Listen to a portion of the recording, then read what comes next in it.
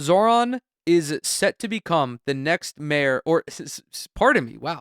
Zohran Mamdani is set to be sworn in as the next mayor of New York City in, I think, 2 days. I think January 1st is his inauguration. And since his victory, he has become more popular than ever. We have a video here from CNN and Harry Enton talking about this very phenomenon.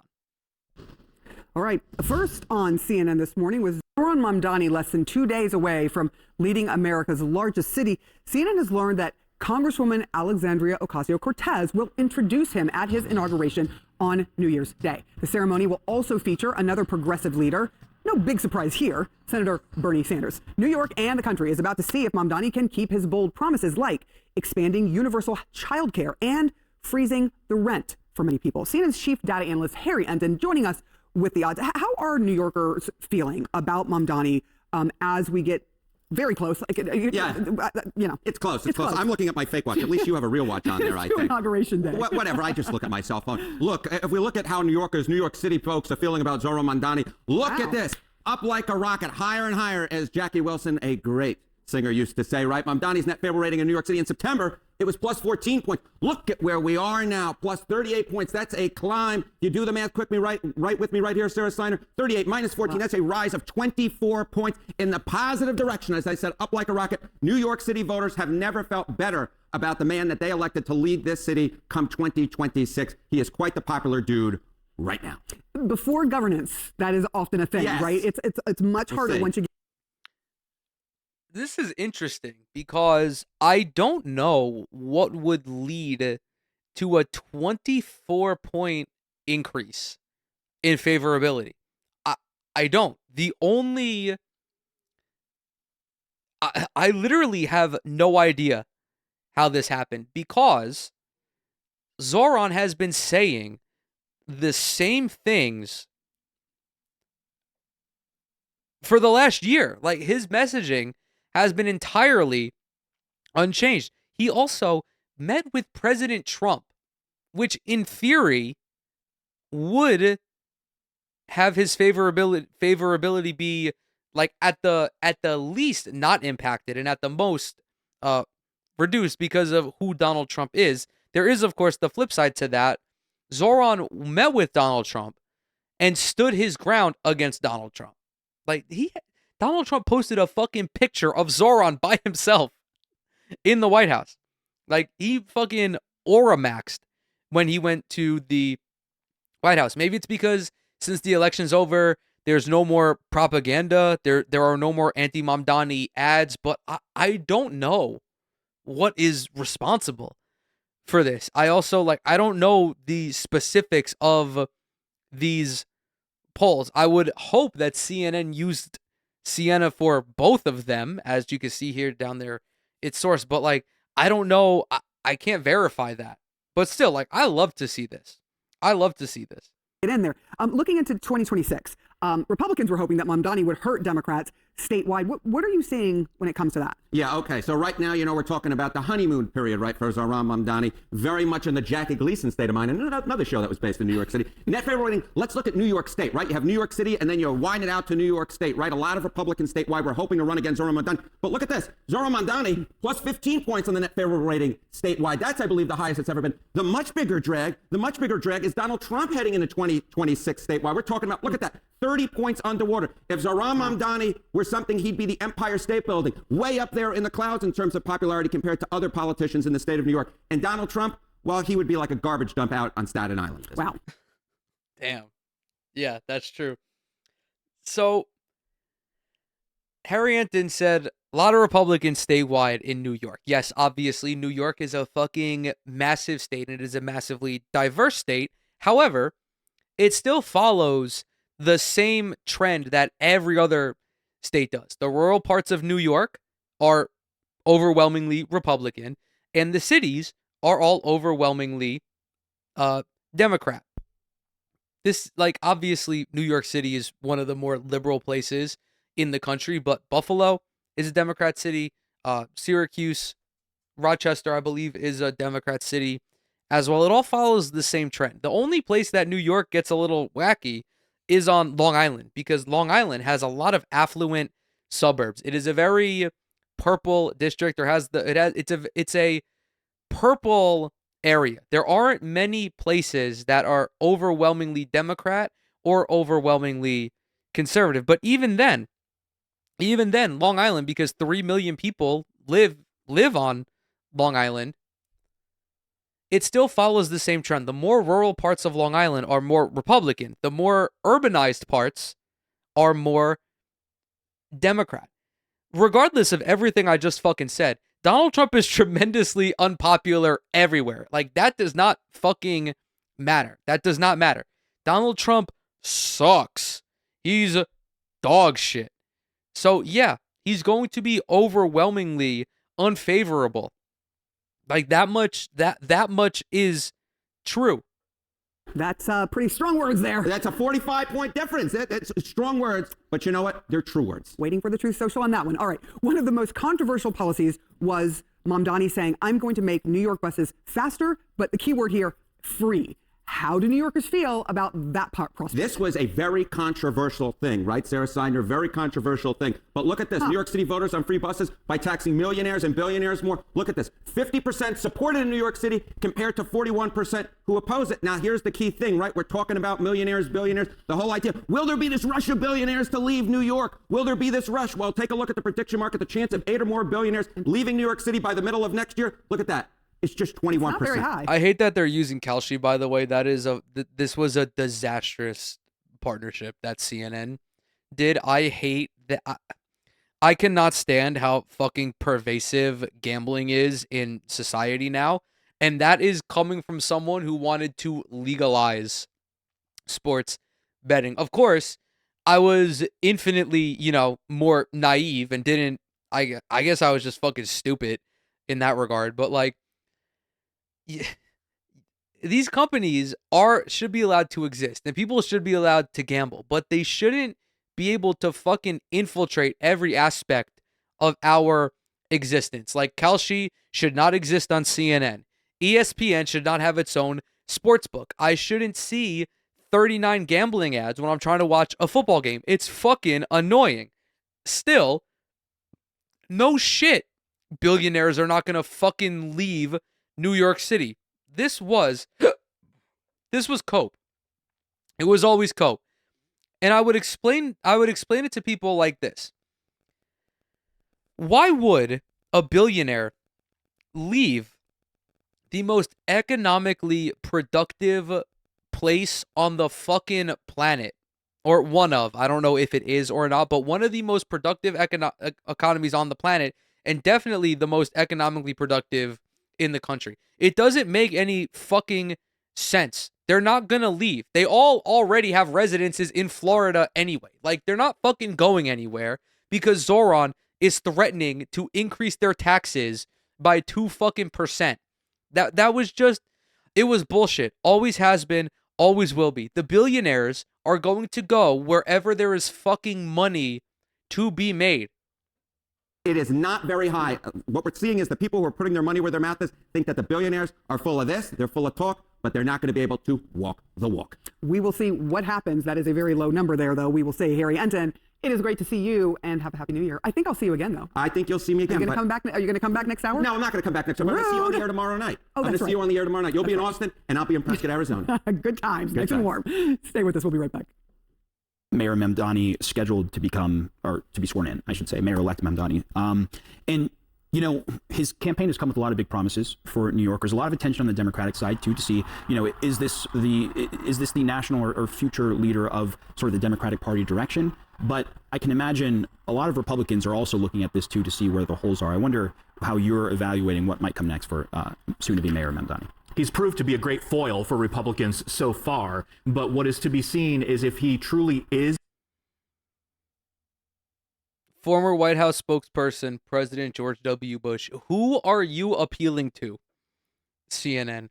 Who gives a fuck about what Pete Seat has to say about Zohran Mamdani? Why are you bringing in a fucking conservative to talk about him? This is so dumb. What is this network doing? obviously I'm being facetious. This is all part of their plan. This is how the leadership wants to run the company now. But it's so fucking stupid because this guy doesn't know shit about Zohran. He's already biased against him. Why are you bringing in this person for a one-on-one segment? Like, if you're gonna do that, have him be on a panel so that there can at least be, a lively debate, and not this guy being like, well, we're really curious about what he's gonna be like over here in Indiana. A socialist, if he's more pragmatic in his policies and governance, or if he's just simply naive. He certainly tapped into the anxiety of voters by making a lot of promises that he may not be able to keep. There could be institutional resistance. There could be a bureaucratic pushback. We don't know. His policies could be a complete, total, utter failure. I think that's the most likely scenario to unfold. I love this because what did he run on? He ran on affordability. And Donald Trump also ran on affordability. Why do Republicans try to use the worst fucking smokescreen of all time when it comes to this? I just don't know if Zohran's going to be able to implement his agenda of affordability. The fucking president ran on that same thing. The minute that more Democrats start, hitting that fucking point, the better off we'll be. Highlight the hypocrisy of the Republican Party. Holy shit, man. If Zohran, by the way, is met with institutional or bureaucratic resistance, the voters are going to be aware of that. The people of New York City know who's going to be fucking everything up. The only way that Zohran would be held responsible is if he doesn't even try to implement his agenda. Here in the next couple of years, that's all to be seen. But I think a lot of Republicans across the country, where I live in Indiana, people are watching Zohran Mamdani to see what he does and if it's as bad as we predict it will be. And a lot of New Yorkers. You're in Indiana, man. Who gives a fuck? Who gives a fuck about Indiana? Why do you, as an Indiana resident, give a fuck about New York City? Why do you care if New York City collapses or not? You should be worried about fucking Indiana collapsing. I know why he's saying this, because I might be giving him too much credit here, but he recognizes that Zohran is an inspiration to a whole new generation of political candidate. We've seen a lot. We've seen an increase in mainstream progressives, but nobody has ascended to the level that Zohran Mamdani has. We do have them in Congress. I understand. Okay, don't eat my ass over that. But they're in Congress, and Zohran is the mayor of the largest city in the country. If he's able to make that work, it will be infinitely easier for Democratic Socialists in Indiana to make it work. That is what the Republicans are worried about. They are worried about getting their asses beat electorally because deep down, they know that their policies are unpopular. They're hoping that he lives up to some of his promises. Karen, I want to bring you in and widen the scope here, because 2026 is obviously a midterm year, and Democrats had big wins in this year's elections, Mamdani one of them. I wonder how you see the stakes, not just of the beginning to Mamdani's mayorship, but also around the party unifying either in states like Massachusetts, Michigan, Maine, California, or whether they actually need to get some of the wins that I know Democrats hope come. Well, a couple of things. Having worked in New York City government, I can tell you that it's going to be a challenge for Mamdani, no question. And he's going to have to work with the governor and with the city council.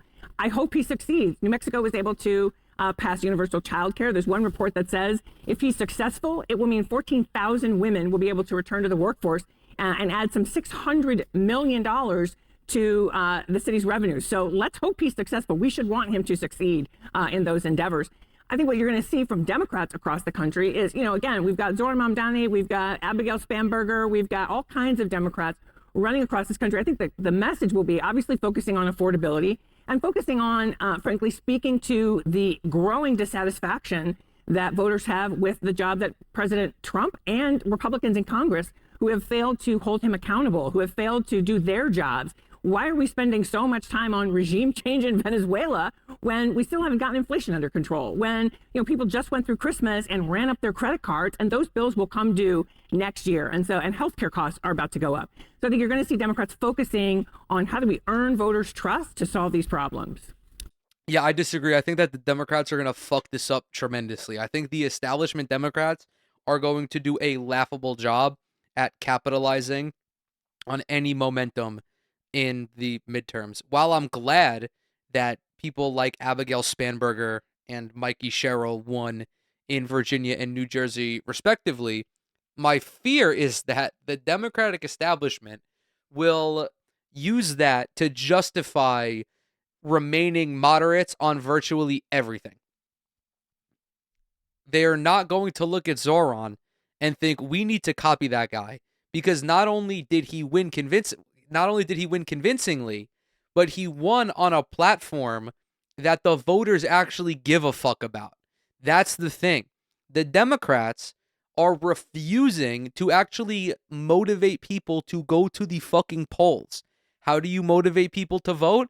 You present to them a policy agenda that will benefit them.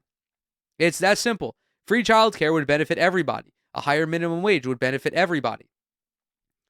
Healthcare reform would benefit everybody. But the establishment Democrats do not want to fucking do that. I don't think that they're going to align themselves with the Progressive Caucus, because the progressive wing of the Democratic Party is diametrically opposed to everything the establishment Democrats stand for.